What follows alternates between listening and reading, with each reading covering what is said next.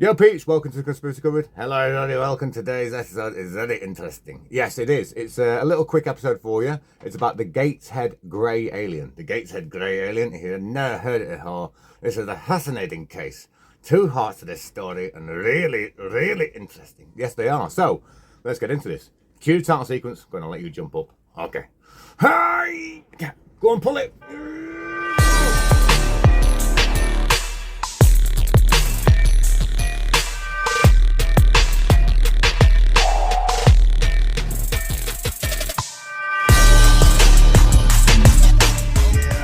Oh, thank you for getting that time. Yes, no worries. Hi everybody, welcome to the Conspiracy Cupboard. So I just want to say a very quick thank you to everyone that joined us at the Hog's Head for the 1-year-old's birthday party. Yes, no, not a 1-year-old's birthday party. It was very exciting, and we ended up staying for the next like 2 hours or something. Yeah, we did. We pretty much ended up playing to the whole pub, to be fair. It was a good night, wasn't it, up in Sheffield? Yes. It was. So we hopefully going to be investigating up there. Yes, at the Hog's Head. It should hopefully doing some kind of ghost investigation. Just need to get in contact with them again, and hopefully do a couple of nights while there as well. Okay, so this story we've got for you then, we're going to get into. Oh, just before we get into this as well, hopefully all of you saw the clip. We're going to play it for you very quickly now. Oh, the funny clip. He jumped into the heart. Yeah. So we were doing like a dirty dancing moment bit that we normally do. And one of the guys, he stood too close to the bar, and then his mate just jumped at him, and he nutted the bar, and knocked all the glasses on the floor. Yeah, he did. We couldn't stop laughing over it. No, it was so funny. He nearly wet himself. I did. I did. And then they were like, "Have you got it?" I was like, "I got it." So it ended up being a really random and fun night. So thank you very much to everyone that saw us there and everyone that had us that night. So, yeah, here's the clip for you very quickly. Yeah! Oh! Yeah!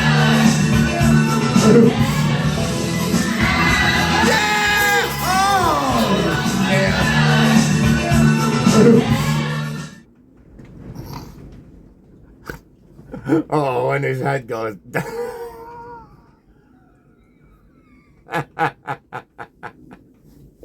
Oh dear. Yeah. So there you go then. That's the clip. Oh god, it's funny, isn't it? It is funny. Oh, it's very, very amusing. It is. Right, so let's get into this story then very quickly. So this takes place in 1940s. Okay, so it's specifically 1940. And back then, obviously, we were at war with Germany. The war just started, and this involves a guy called Robert Hall. Now, in 1940, he was 5. Okay, so this is the account of a 5-year-old, but it's a very strange one and quite an intense one, and one that a 5-year-old would probably struggle to make up in 1940. To be fair, because UFO sightings and things back then, it wasn't a big thing. No, it's not like the 60s or 70s and everyone was seeing it, or today, and everyone has cameras and seeing weird stuff, you know, and reporting stuff. Yeah, so this one, it takes place on a nice sunny spring day in 1940, and we're getting this from the Northern Echo. Soldiers are marching along Satwell Road in Gateshead in Newcastle upon Tyne towards Lowfell. Nearby, 5-year-old Robert Hall is playing with his friends in the maze of red brick Tyneside terraces, not far from the train tracks. Oh, hang on. Why? Yeah, that's right. That's more Scottish, isn't it, really? Why, aye, man? You know what I'm saying? Stotty cake. Oh, yeah. We used to live in Newcastle. Newcastle is a fun place to go. It used to be a good night out, didn't it? Oh, many funny stories from Newcastle. We'll get into those one day. Funny stories from around Newcastle. But if you've got any sightings around Newcastle or anywhere like that, I've said, obviously we've done an East Coast sort of special the other day, Yorkshire special. So if you've got any, sightings from there, yeah, please let them know, send it in to us, and we'll check it out and we'll put it on here. Yeah, okay, so, earlier in the day, he had seen something whizzing about in the sky. After he got tired of playing with his friends, he decided to go to his Headley Street home that was just around the corner. Robert, a now retired window cleaner, says he was confronted by an aircraft, the likes of which he had never seen before. Remember, obviously, like I said, this is the start of the war. Yes, Spitfires hadn't even gone out yet. No, there was no Spitfires, I don't think. You know, mainly light lanes and, you know, the Luftwaffe was like the most advanced, wasn't they? Yeah, the Luftwaffe were definitely the most advanced at the time. We were sort of catching up. So, you know, and what he describes is a big egg-shaped thing surrounded by a bright light. Egg-shaped. So just like, you know, the Tic Tac stat that Data Sailor saw and, you know, Chad Underwood. I got it right, you didn't. I know. I kept calling him Chad Gaylord. Yeah, the WWE guy. I don't know why you kept saying that. Anyway, so yeah, it's kind of like that. And we see a lot of these sort of egg-shaped craft, don't we? Yeah, we do. We see a lot of these egg-shaped kind of things. So, Robert says it was then that he spotted strange-looking creatures standing in the back lane. He says there were 3 of them built like men, but ranging from 2 foot to 4 foot in height. Now, this sort of mirrors the Todd Morton case. That's right, yeah, the Todd Morton case. With, what's his name? Alan Godfrey. That's right, Alan Godfrey. And Zygmunt Adamski. That's it. That's the guy who died on the coal heap. Yeah. So, if you go back and look at the Todd Morton case, the detective, Alan Godfrey, he reports himself being abducted. Yeah, after he finds this dead body of this guy, a day later, he's then abducted by the same cliques that took this other guy. Yeah, and luckily he came back, but obviously they did some kind of experiments on him. And some of the beings that he describes are very similar to what this lad describes here. So, lad. You okay? Yeah, I'm fine. I just choked at saying lad. I know, this guy's like 90 now or something. Yeah, I think he's about 90 now, Robert Hall. So anyway, Robert says it's spotted the strange creatures, 2 foot to 10 foot in height. One looked like Bigfoot, kind of like hairy. I know him. He's a great guy, he is, honestly. His entire family really is cool. Yeah, I mean, because you're a magical Yeti, aren't you? Yes, a magical Yeti, you know, distant cousin of the Yeti. So, okay, so it wasn't you there then, was it? No, it wasn't me. I mean, 2 foot to 4, it could have been you. No, it definitely wasn't me. And stop telling you I keep abducting them. He's trying to tell everyone that I'm abducting you. I'm not trying to tell everyone you abducted. Anyway, so one looked like Bigfoot, and the other one had long flowing hair and a coat that partially covered a skeletal body and bat wings. Bat wings? Yeah, bat wings. So in the Todd Morton case, there was reported like bat-like kind of creatures, big ears, but no wings, which is why I mentioned it. You know, the Batwing sort of reference kind of thing. So was it Batman? It wasn't Batman, no. You know, sounds really cool though. A long coat, long hair. You know, some kind of time traveling kind of dude. Maybe, I don't know.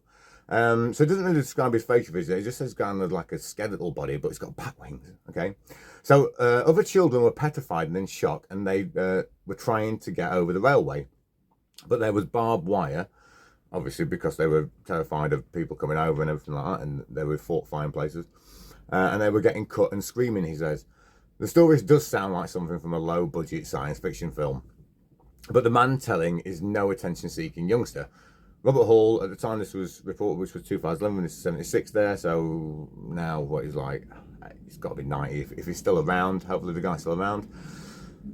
So when he recalled what happened afterwards, he said that the creature spoke to him in perfect English. He doesn't say whether they spoke telepathically or anything. I'm guessing so. Most of these encounters are telepathic, aren't they? It's never seen an alien using its mouth like that.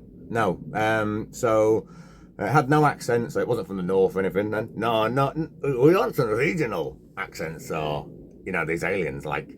Yeah, yeehaw, cowboy, I'm the Texas alien, you know. Yeah, that would be quite funny, wouldn't it? Or, hey up, love, I'm from Zeta Reticula. Oh, that's very funny, yeah. A northern alien. Yeah, a northern alien. Does you sound like you're from the north? Lots of planets have a north. Lots of planets do have a north. He said that he spoke back to them, he told them that it was 1940 and that they were at war with Germany. Obviously, he might have assumed that these were some kind of German advanced fighter pilots. I have no idea, but he said he was terrified. He said that they took blood out of the back of his neck and put some kind of jelly on it. Oh, jelly. I like jelly. Was it strawberry jelly? I don't know. It doesn't say what flavour it was. I don't know if it even has a flavour. I mean, that's not a flavour. Aliens love jelly. They really do. Most of them really like strawberry. But, you know, I sell them strawberry jelly every now and again. So, it's not doing strawberry. You sell alien strawberry jelly? Yeah, don't. Just forget about it. Just carry on talking. Okay. After 20 terrifying minutes, he was allowed to go. He said he was up the street like a shot. His parents thought he was kidding, and so did the soldiers. So obviously he reported it like straight away, like this thing that had happened, and the other kids were there that had seen it. He said the next day, 2 men in black suits came to the house. Oh, was it Will Smith and the other guy? No, I don't think it was Will Smith and I can't remember his bloody name now. No, neither. If you don't know, I don't know. Okay. Basically, men in black came round and told him that if he said anything, that he'd disappear. So that would be it then. Yeah, that's fascinating enough, isn't it? That this young lad's seen this, he's told the thing, the army's there, he's told everyone, yeah, and then black came around and told him not to say anything. But it doesn't end there. Oh no, it doesn't end there. This is where it gets even better. That's right. So he says that a grey alien fitting the common description of an extraterrestrial with big eyes and a large head. So this would be a third type of being then that he's seen. So there's 3 different beings that's in. Yeah, what's so special about it? I don't know. Maybe they're trying putting this tracking device thing in him or something. Oh, they love tracking things, yeah. That's one of their biggest, you know, I think imports is tracking. Let's just go track stuff. Like, over here, tracking.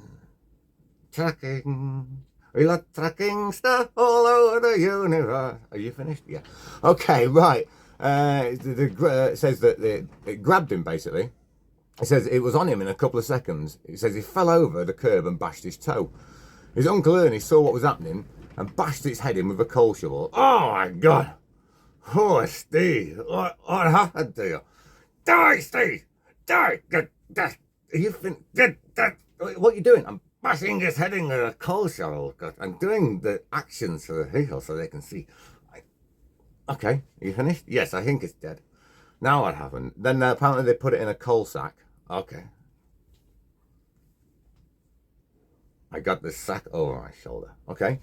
And then the alien's body was allegedly taken by a local policeman, Sergeant Brooks, who called the army, and it was taken to a church. Okay, let's take it to the church. Okay. Is it there? Yeah. It's there. It's in there. Okay. Right, brilliant. So, yeah. Robert says that small triangular marks appeared on his left cheek, which remained until he was about 12 or 13 before disappearing without a trace. So, 77 years later, when this was reported in 2011, then it became the subject of a television documentary. And Robert claims, obviously, to this day, that it is true and this actually happened. So, what do you guys think? Have you ever heard of this story before? I'd never heard of it. No, we'd never heard of this. This is like it's very interesting.